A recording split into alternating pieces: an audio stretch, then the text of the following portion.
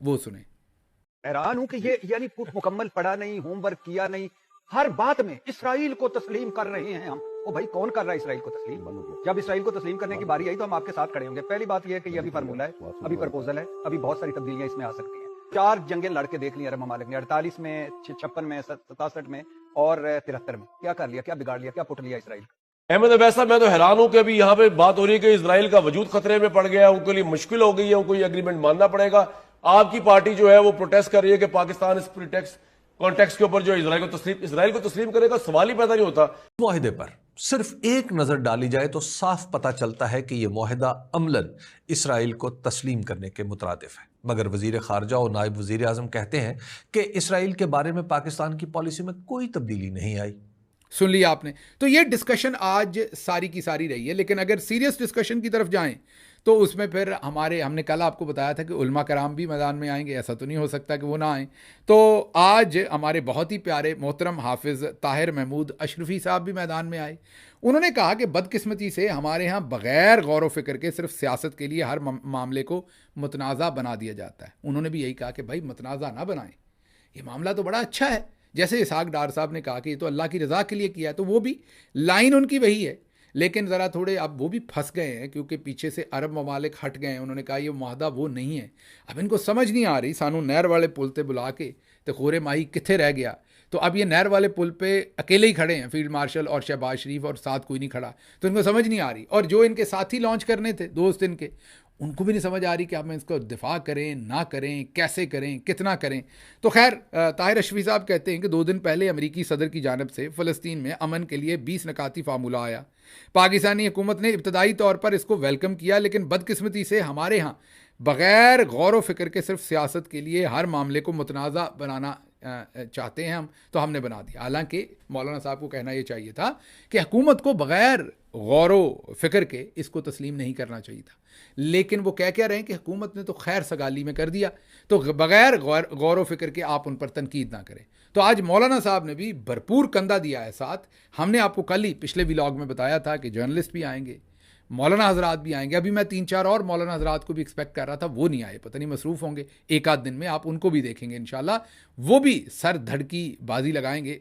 जितने भी सर बकफ मुजाहिद होने हैं ना, हमारे अली मोहम्मद ख़ान साहब जैसे, उन सब ने इसमें छलांग मारनी। अभी आप देखते जाइएगा कि मामला किधर का किधर आता है। अच्छा जी, आगे ज़रा थोड़ी सी इंटरनेशनली भी इसकी पिक्चर देख लें कि क्या बन रही है। जो कतरी वज़ीर आज़म है, उन्होंने अल जज़ीरा को इंटरव्यू देकर कहा है कि हमें कुछ नकात पर एतराज़ है, हम इसमें पार्टी नहीं है, हम तो सालसी कर रहे हैं। पार्टी इसमें हमास है, फ़लस्तीन है और इसराइल है, तो हम पार्टी नहीं है, लेकिन हमें कुछ एतराज़ात हैं, हम अमेरिका को बता रहे हैं। डॉन का एडिटोरियल अगर आप देखें, पाकिस्तान का बड़ा अखबार है, तो डॉन कहता है कि ये ओवरऑल एक बायस्ड डॉक्यूमेंट है और इसराइल का तहफ़्फ़ुज़ करता है, फ़लस्तीनियों के ऊपर ज़्यादा और भी वज़न डाल देता है। मतलब उन्होंने भी कहा कि ये पूरे का पूरा डिक्टेटेड है, पूरे का पूरा इसराइल के हक़ में है ये डॉक्यूमेंट, और फ़लस्तीनियों के जो पहले ही हकूक़ सल्ब हैं उनको मज़ीद सल्ब कर रहा है। तो डॉन ने भी वाज़ेह तौर पर इस पर ओपिनियन दिया। मलिया लोधी साहब पहले ही कह रही हैं कि हमास को डिसआर्म करना सारे का सारा मकसद है इसका, और इसराइल की तमाम जो टर्म्स हैं उनको मंजूर कर लिया गया है, ये उनका कहना है। असद उमर साहब कह रहे हैं कि इसहाक डार और शहबाज शरीफ से बोलो, साथ बैठकर फैसला कर लें कि ये मुआहदा अच्छा है या बुरा है, क्योंकि इसहाक डार कह रहे हैं कि हमने तो अच्छा किया था, ये और निकल आया है। शहबाज शरीफ अभी तक कह रहे हैं कि बहुत अच्छा मुआहदा है जो हमने कबूल किया है। तो असद उमर कह रहे हैं इसके ऊपर आप फैसला कर लें।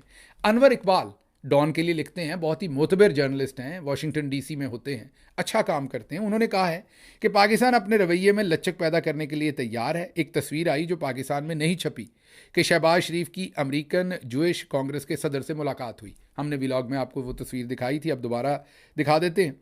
ये मौसूफ बहुत ज़्यादा प्रो इसराइल और नेतन्याहू के करीब समझे जाते हैं। ये मुलाकात कोई अचानक नहीं हुई, हम भी मिलते मिलाते रहते हैं। अनवर इकबाल साहब जर्नलिस्ट हैं, तो वो बता रहे हैं कि हम भी सिस्टम में मिलते मिलाते रहते हैं, लेकिन ये शहबाज शरीफ की मुलाकात तयशुदा थी और इसको पाकिस्तान में छापा भी नहीं गया। और ये जो अमेरिकन जूइश कांग्रेस के सदर हैं उनके साथ शहबाज शरीफ की मुलाकात थी, ये तस्वीर हमने आपको पहले ही दिखाई थी। तो इस पर भी अनवर इकबाल साहब बड़ा खुल के बात कर रहे हैं। फिर जाहिद हुसैन साहब एडिटर हैं, बहुत ही सीनियर सहाफ़ी हैं, वो कहते हैं कि खुशामद की भी कोई इंतहा होती है, आपकी इज़्ज़त इससे बढ़ती नहीं। जिस किस्म के बयानात वज़ीर आज़म दे रहे हैं, मैंने ऐसे बयानात कभी नहीं सुने। बार बार ऐलान कर रहे हैं कि हम ट्रंप को नोबेल इनाम देकर ही छोड़ेंगे। थोड़ी सी सेल्फ रिस्पेक्ट भी होनी चाहिए, वो हमारी ख़त्म हो गई है शायद, वो ये कह रहे हैं। ये जाहिद हुसैन साहब ने कहा है।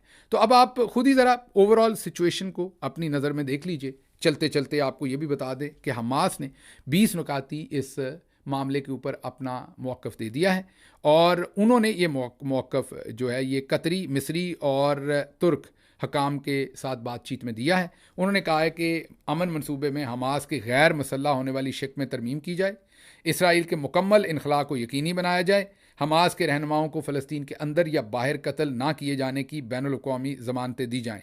तो ये उन्होंने 3 चीज़ें कम अज़ कम सामने आई हैं जो उन्होंने इख्तलाफ किया इस मुआहदे से, और उन्होंने कहा कि ये सब कुछ शामिल होना चाहिए। देखते हैं मामला ये किस तरफ जाएगा। आखिरी बात सिर्फ आपको ये ज़रूर बता दूं इस सारी बात के बाद कि सदर ट्रंप ने एक एग्जेक्टिव ऑर्डर साइन किया है कि कतर पर हमला, अमेरिका पर हमला तसव्वुर होगा, लेकिन ये तो पहले भी था। मतलब पहले भी अमेरिका की सबसे बड़ी दुनिया में जो एयरबेस है, वो जो उनकी मिलिट्री बेस है वो कतर में है, उसके बावजूद उन पर हमला हो गया था। मेरा ख्याल है ये भी एक फेस सेविंग दी जा रही है मोहतरम कतर वालों को। इसकी कोई, अगर इसराइल ने वाकई हमला करना हुआ तो मेरा नहीं ख्याल कि उन्होंने इस तरह की चीज़ की करनी तो चाहिए परवाह इंटरनेशनल कवानीन के मुताबिक, लेकिन ना उन्होंने पहले की है, ना शायद वो अब करेंगे। मुझे यहाँ से इजाज़त दीजिए। अल्लाह आपका हामी और नासिर हो। पाकिस्तान जिंदाबाद।